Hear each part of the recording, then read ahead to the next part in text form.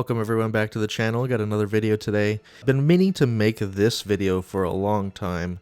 The Witch King is one of my favorite characters from Lord of the Rings, and the Lord of the Rings is by far my favorite, I wouldn't say my favorite movie, but my favorite movie series for damn sure. These movies are great, and this commander seems very fun to me, so I wanted to break it down for you guys and show you my build of it. Maybe in a different, like a YouTube short, I can show you guys. I did a proxy deck where I made this deck, but all the art is Lord of the Rings, and it's all retro border, and I picked out special quotes from the books and the movies for the cards. I'm really proud of it, and I would like to show it to you guys in a short if you guys want to see that. But anyways, let me get into the deck here. Let's start out with the commander here. Lord of the Nazgul is 3 and a Dimir for 4/3 flyer. He says wraiths you control have protection from ring bearers, which is pretty flavor texty. That's probably never going to come up. And he says whenever you cast an instant or sorcery, create a 3/3 black wraith token with menace. Then if you control 9 or more wraiths you control have base power and toughness 9/9 until end of turn. We're obviously going to be built around spells. We're going to be slinging a lot of instants and sorceries in this deck. We need to get our commander out really fast so we can deploy those instants and sorceries and chain them together so that we can get a lot of 3/3s and then make them 9/9s with menace and beat our opponents down to win the game. So that's going to be our game plan here. Let's start out with our ramp. Ramp is going to be very important to get our commander out really fast. So that way when we deploy our instants and sorceries, they are not just being used for their effect, but they're also creating 3/3s. As you'll see, some of these cantrips and removal spells and all that, when you add a 3/3 onto them, it makes them so much better. So let's start out with our ramp. Jeweled Lotus makes 3 mana for our commander. Chromox, imprint a card from your hand and that taps for that color. Mana Crypt makes 2 colorless for 0 mana, very good. Mox Opal, if we have 3 or more artifacts out, including this one, we can make a mana of any color. Lotus Petal, you get a one-time use of 1 mana of any color. Mana Vault makes 3 mana, colorless mana for 1, but we do have to pay 4 to untap it later. If we don't, it deals damage to us. Soul Ring, everyone knows Soul Ring. Felwar Stone makes a color of our opponents could produce, but it is a 2 mana rock. Blue and black are very popular colors in Commander, so I don't have any worries that this won't tap for at least one of our colors. Dimir Signet, 2 mana makes our colors. Talisman of Dominance, same thing, 2 mana rock that makes our colors. Copy Artifact is in here just to copy someone else's rock, or we can copy one of our own. This is 99% of the time going to be used for ramp, but sometimes it could be used to copy a value enchantment or artifact. Dark Ritual, put 1 into it, get 3 out. Helps us wrap out our commander. Same with Cabal Ritual. If we do happen to have Threshold, we make 5 black, but usually it's just going to be 1 additional black mana. Just a note on the rituals, they will also make 3/3s later on if we do have our commander out, and if we happen to play them for a little bit of a mana boost, and it makes us a 3/3. So those are also good for that. Next, we're on to our cantrips. These are going to be the bread and butter of our deck. These are what we're going to be mostly casting to make our 3/3s. So that way we can make them into 9/9s later on. Let's start out with Preordain. 1 blue, sorcery, scry 2, draw a card. Ponder, look at the top 3, put them back in any order. Then you may shuffle and draw a card. This one's particularly good. Say we have 1 card that we want to keep, but we don't like the other 2. We can draw that card and then crack a fetch land to shuffle the other 2 away. This is kind of similar to Brainstorm in that way, but we could always just shuffle and draw a card if we don't like the 3 cards we see. Serum Vision's kind of the reverse of Preordain. You draw and then scry 2. Gitaxian Probe, just 2 life to look at someone's hand and draw a card. This is a freebie, auto roll. We always play Gitaxian Probe. It's so good in this deck. Brainstorm, draw 3, put 2 back on top of your library in any order for 1 blue at instant speed. Just like I said before, you can put 2 cards that you don't want in your hand on top of your library and then crack a fetch land to shuffle your library so that way you don't Brainstorm lock yourself. There's other ways to shuffle your library in this deck, or there's little bits of different ways to work with Brainstorm. Brainstorm is just such a good card. Next, on to Consider. 1 blue, look at the top card of your library and we put that card in your graveyard, draw a card. Opt, scry 1, draw a card, instant speed. Sleight of Hand, 1 blue, look at the top 2 of your library, put 1 in your hand, 1 on the bottom. This is kind of like a little bit towards the bottom of the barrel of cantrips, but we're still playing it because it is 1 mana. Peek, look at your opponent's hand and draw a card. This is just a Gitaxian Probe that you can't pay Phyrexian Life for, but you can play instant speed. Cremate, you exile a card from a graveyard and draw a card.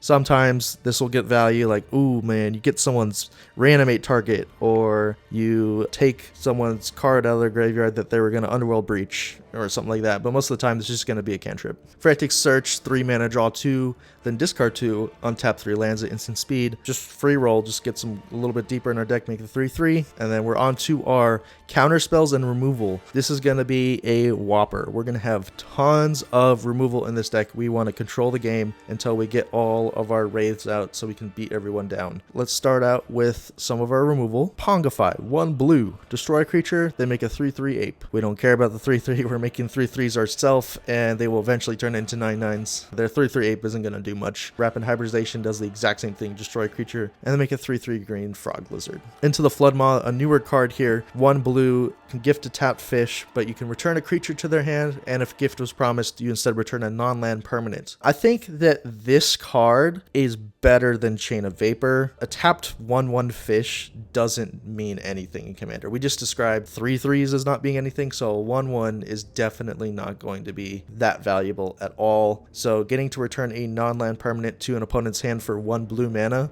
and giving them a tapped 1/1 is a great deal. And you don't have to worry about the downside as far as like Chain of Vapor, them sacrificing a land to return your commander to your hand, or any other permanents that you have that you don't want returned. So this is a very good card. Snap, 1 in a blue, return a creature to its hand, and you untap 2 lands. So a free return a creature to the opponent's hand. Dismember, 1 Phyrexian Black, target creature gets -5/-5 until the turn. This is 1 mana, kill pretty much most of the things in the format. Snuff out 3 in a black, but if you have a swamp, you can pay 4 life rather than pay its mana cost to destroy a non-black creature, and it can't be regenerated. This is basically just a free roll in our deck as well, just paying 4 life. We start at 40 life. We can pay 4 life to kill something and make a 3/3. Deadly Rollick. If we have our commander, we don't have to pay its mana cost to exile a creature. Same kind of thing with Snuff Out, except it has more range and flexibility, and it exiles. Onto our counter spells. An offer you can't refuse. 1 blue, counter a non-creature spell. Its controller creates 2 treasure tokens. This downside is pretty heavy, and I don't typically play this card, but in a spell slinger deck, we want all the decent 1 mana counter spells. As you'll see later on, we're playing a lot of 1 mana counter spells, so that way we can just cycle them and make 3/3 wraiths and also keep our opponents at bay. Swan Song, 1 blue, counter an enchantment, instant, or sorcery, and they get a 2/2 bird with flying. The 2/2 bird with flying usually doesn't mean a whole lot, but for 1 mana to counter 3 card types is very good. Spell Pierce, counter a non-creature spell unless they pay 2 mana for 1 blue. As the game gets later, this card will be less good, but if they tap out for a spell, especially in the early game, like you want to counter an early Rhystic Study or a huge ramp piece, like maybe they tap out for a Chromatic Orrery, this is a huge boon for your deck. Miscast, same kind of deal, counter an instant or sorcery unless they pay 3. This is mostly going to be like protection for your commander. This and Spell Pierce, as I mentioned previously, when they tap out for a removal spell on your commander, or they feel safe enough to tap out and then play a Deadly Rollick or something on your commander, then that's what you have these for. They're protection for your commander that's cheap enough so you don't have to pay 7 for your commander to recast them. Flusterstorm, 1 blue, counter an instant or sorcery unless they pay 1, and it has Storm.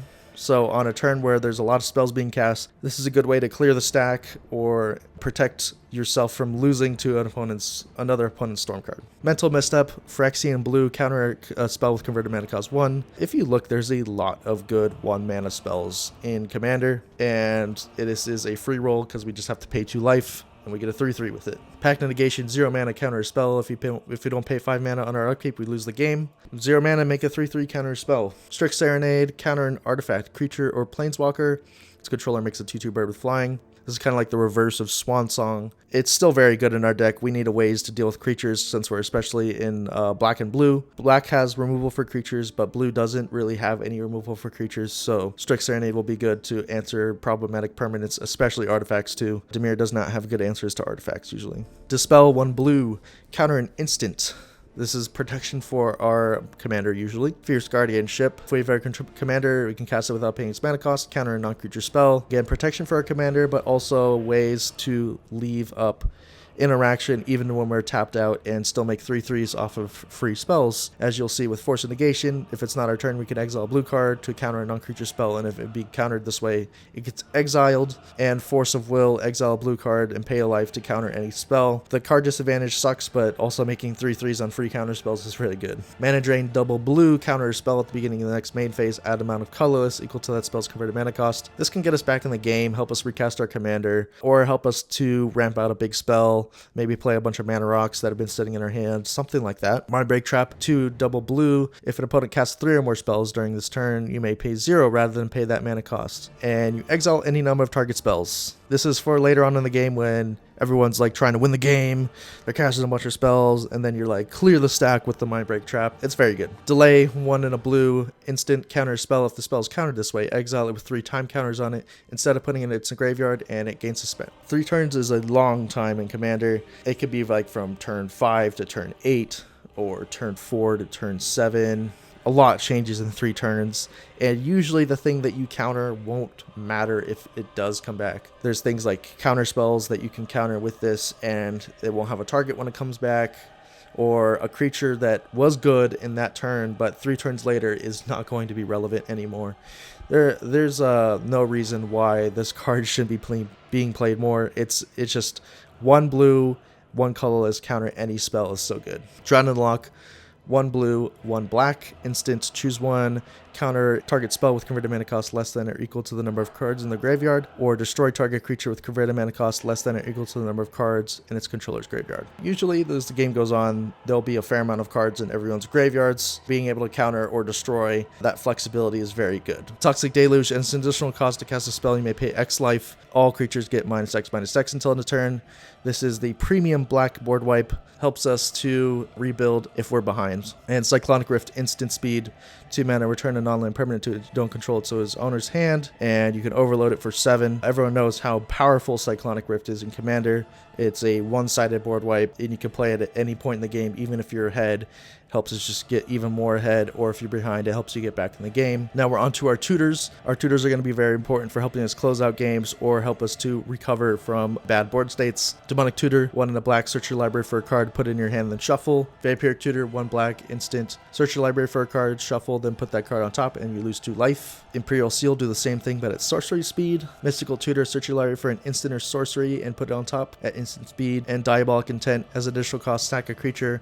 Then you get a Demonic Tutor. Onto our card draw engines. Mystic Remora, 1 blue. Cumulative upkeep 1. Whenever an opponent casts a non-creature, you may draw a card unless they pay 4. Staple of the format, every blue deck plays it. It just helps us draw a ton of cards to keep us in the game. Same with Rhystic Study, 2 in a blue. And whenever an opponent plays a spell, you may draw a card unless they pay 1. The One Ring is a huge draw engine in our deck and also on flavor. 4 mana indestructible. When it enters, if you cast it, you gain protection from everything until your next turn. At the beginning of your upkeep, you lose 1 for each bird encounter on it.